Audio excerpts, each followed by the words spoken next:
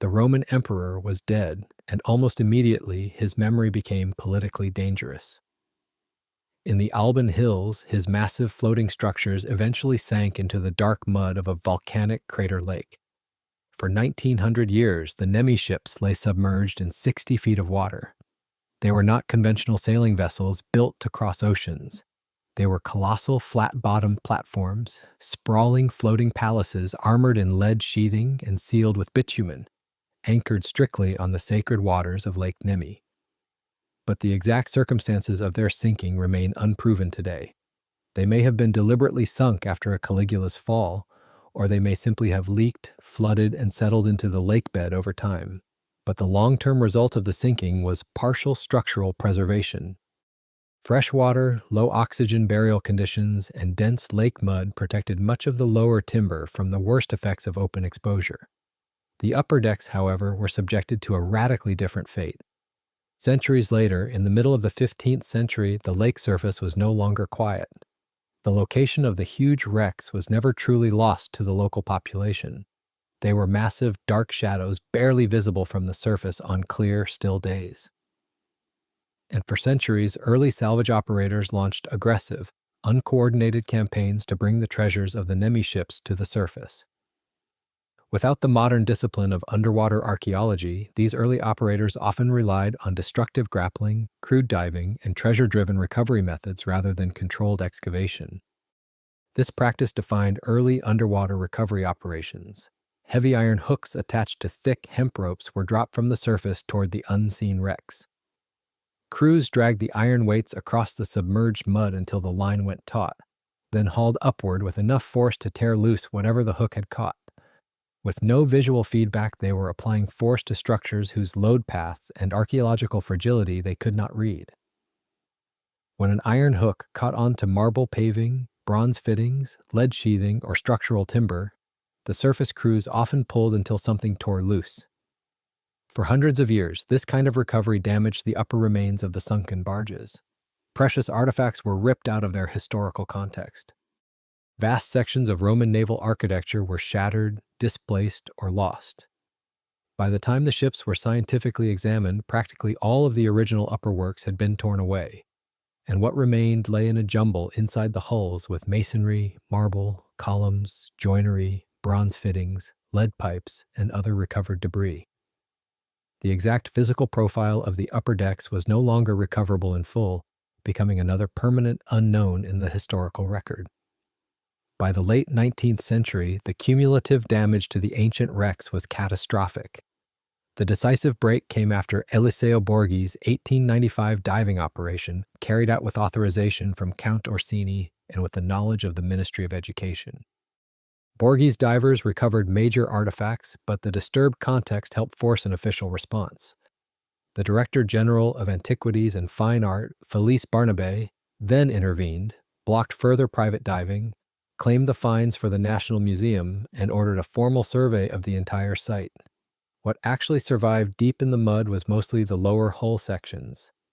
These enormous wooden basins endured because the lake bed had protected them from the worst of the earlier lifting and plundering attempts. Amid the destruction, one object fixed the identity of the wrecks. A heavy section of Roman lead plumbing, hauled up during the uncoordinated raids, carried a clear stamp. C. Caesaris Aug Germanic. The inscription tied the immense platforms directly to Caligula. The government band successfully stopped the immediate destruction, but it left the engineering community with an agonizing standoff.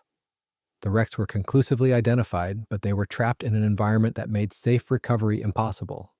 The historical evidence clearly demonstrated that dragging the ancient ships upward through the water column would shatter whatever fragile timber remained in the mud. The waterlogged oak and pine components were completely saturated, structurally degraded by 19 centuries of total submersion. Any localized mechanical lifting force applied to the ancient wood would simply pull the massive joints apart. Direct physical extraction had comprehensively failed. The water barrier was absolute, and attempting to force a path through it only generated further ruin. The stakes were high, demanding that a new method be found to study the surviving lower hulls before more timber was torn loose, dried out, or lost beyond context. The engineering standoff demanded a complete reversal of operational logic.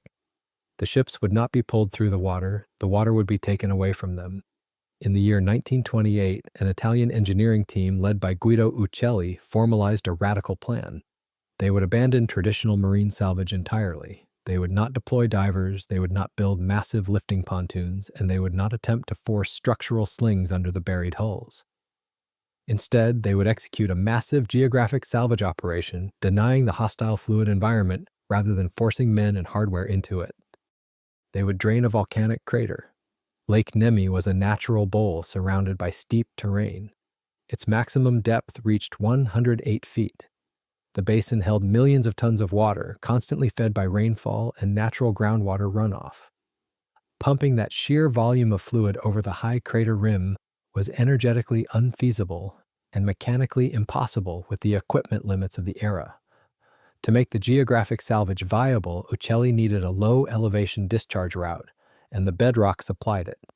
Nearly 2,000 years earlier, Roman engineers had carved an emissary tunnel through the solid rock of the crater wall. This ancient artificial conduit was originally designed to regulate the water level of the lake and prevent the shoreline from flooding the sacred temples of the era. The tunnel stretched for thousands of feet through the mountain, gently sloping downward to empty into the valley below. Ucelli realized that this ancient infrastructure could serve as the perfect gravity-fed exhaust pipe for a 20th century industrial pumping operation. Before the connection could be made, the tunnel had to be surveyed, cleared, and refurbished after centuries of disuse. The engineering team had to trust that the ancient emissary could accept a sustained industrial flow and carry it safely through the hillside. The interface between the heavy pipes of the operation and the ancient conduit had to be reliable. If the outlet choked, the pumps could not lower the lake fast enough and the entire salvage operation would stall. With the tunnel cleared, the shoreline pumps could send lake water into the restored conduit, letting gravity carry the discharge through the mountain and out of the crater. The decision to alter the geography shifted the fundamental antagonist of the operation. The engineers were no longer fighting the physical fragility of the wrecks. They were now fighting the sheer mass of the lake. Millions of tons of fluid stood between the surface and the buried timber. By utilizing the Roman tunnel, the engineers bypassed the need to pump water over the high volcanic rim, completely ignoring the traditional lifting problem. The ships would not be moved a single inch. They would simply transition from being deep water wrecks to dry land archaeological sites as the water level dropped beneath them. The calculations were drafted, the electric pumps were sourced, and the connections to the ancient bedrock tunnel were prepared. The geographic salvage plan was mathematically sound on paper. The engineering logic proved that the pumps had the theoretical capacity to displace the required volume of fluid through the mountain. But Lake Nemi was not a static swimming pool. It was an active watershed continuously collecting new water from the surrounding hills. The theoretical models were finalized, but could the modern electric pumps actually outpace the natural refill rate of a volcanic basin? The time window for success was narrow and governed entirely by the sky. The operation became an immediate, relentless race between mechanical displacement and natural watershed refill.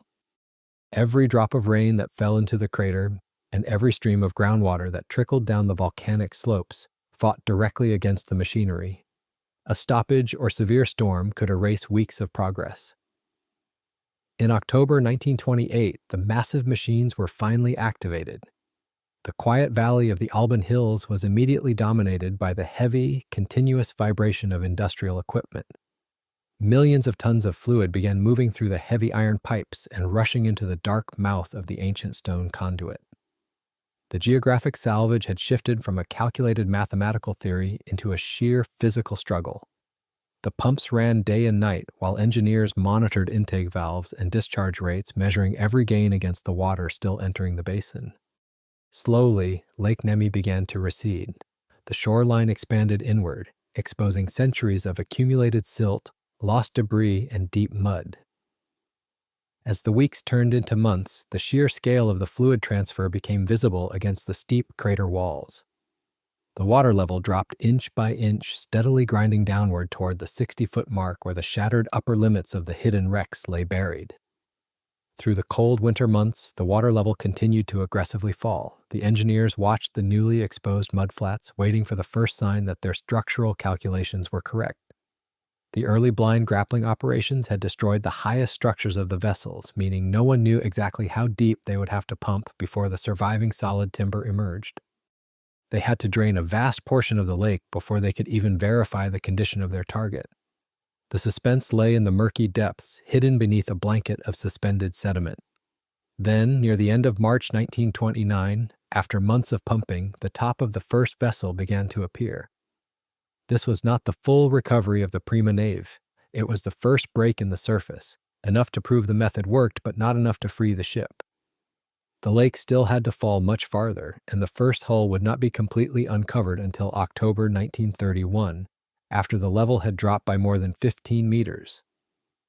Over the following months, as the pumps continued their relentless work, more of the colossal structure emerged from the depths. The curving lines of the massive, flat-bottomed hull became clearly defined in the receding mud. The engineering team could finally see the sheer scale of the Roman construction without the distortion of deep water. They could directly inspect the heavy lead sheathing, the protective tarred fabric, and the surviving structural joints. The environment had not been conquered in a single moment. It was being transformed stage by stage from a deep, hostile lake into a muddy, shallow archaeological basin. The first critical objective of the operation was complete. The wrecks were emerging in place.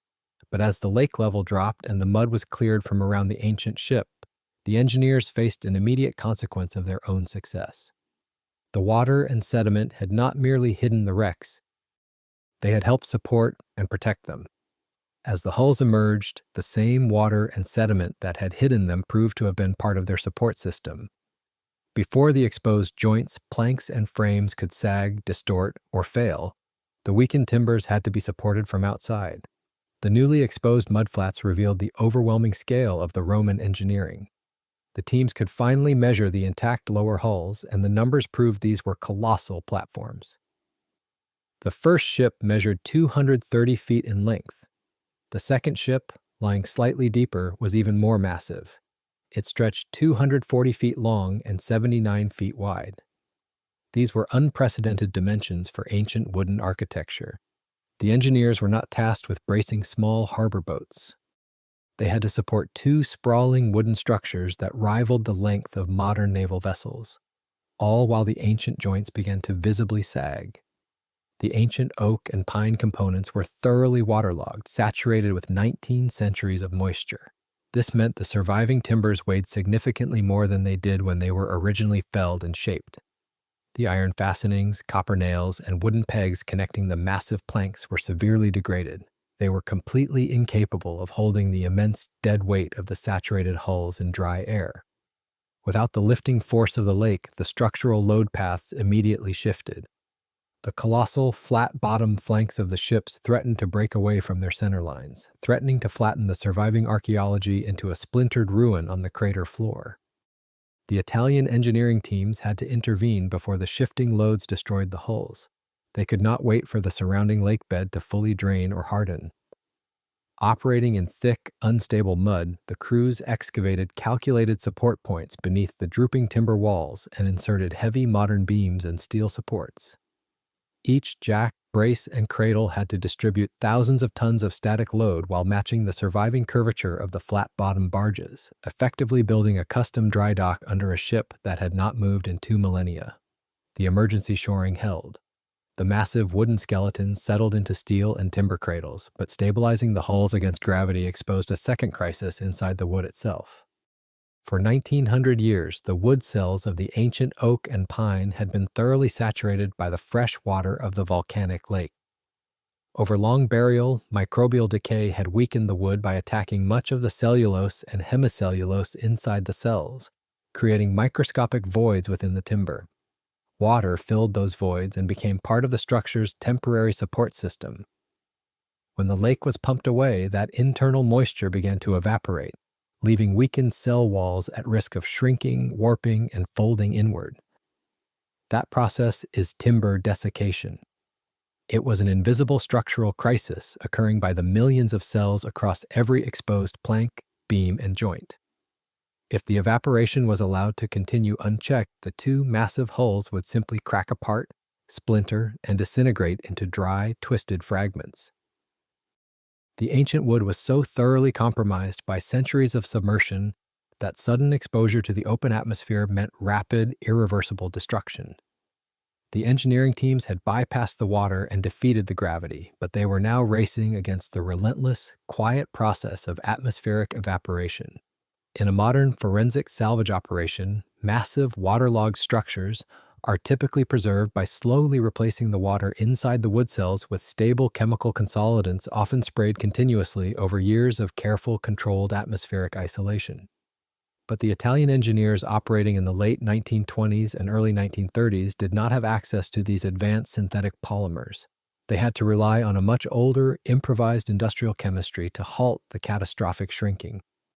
The crews moved quickly across the massive, cradled hulls, trying to slow the drying before the wood could distort beyond recovery. Exposed areas were kept protected and wet, while conservation plans were improvised. For the initial treatment, the engineers chose wood tar. It was not a modern penetrative cellular stabilizer, but a heavy surface barrier that reduced evaporation and helped preserve the shape of the ancient planks, long enough for study, bracing, and movement. The wood tar did not fully stabilize the ancient cellular structure, but combined with the bracing, it helped halt the immediate visible crisis of warping and cracking. The immense floating palaces were now stable enough to survive the move out of the mud.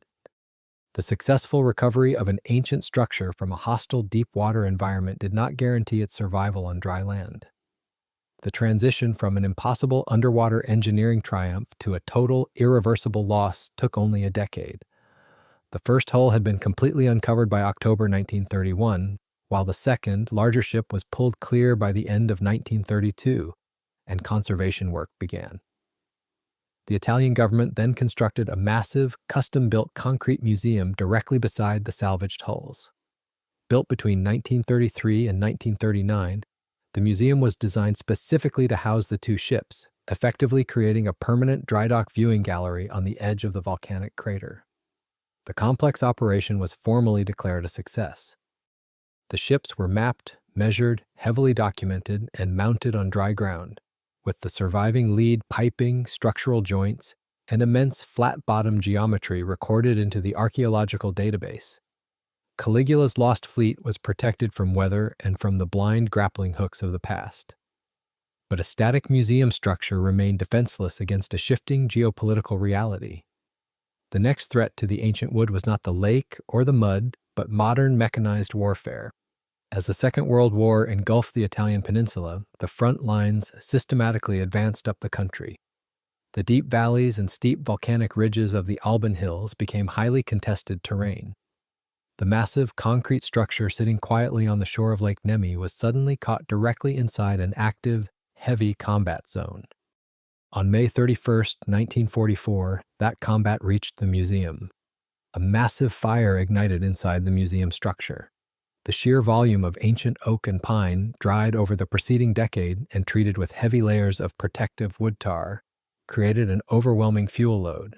Once the fire took hold, the flames rapidly consumed the immense wooden hulls. In a matter of hours, the 230-foot and 240-foot platforms were reduced to ash, even as the concrete museum structure survived and was restored after the war. The exact origin of the catastrophic fire remains heavily disputed. The official Italian inquiry completed in July 1944 attributed the blaze with qualification to a deliberate act by German soldiers near the museum. But that conclusion has been challenged. Later research has pointed to Allied shell impacts on the museum roof during the evening bombardment between about 1950 and 2015 as a plausible ignition source, with flames reported around 2200. The forensic certainty required to prove the cause beyond dispute was lost with the ships themselves. Structures that survived 19 centuries in cold water and thick mud were lost in a single night inside a modern war zone. What remains today is the engineering data recorded during the geographic salvage, the surviving bronze and lead artifacts pulled from the mud, and the unresolved question of how the ships of Lake Nemi were finally destroyed.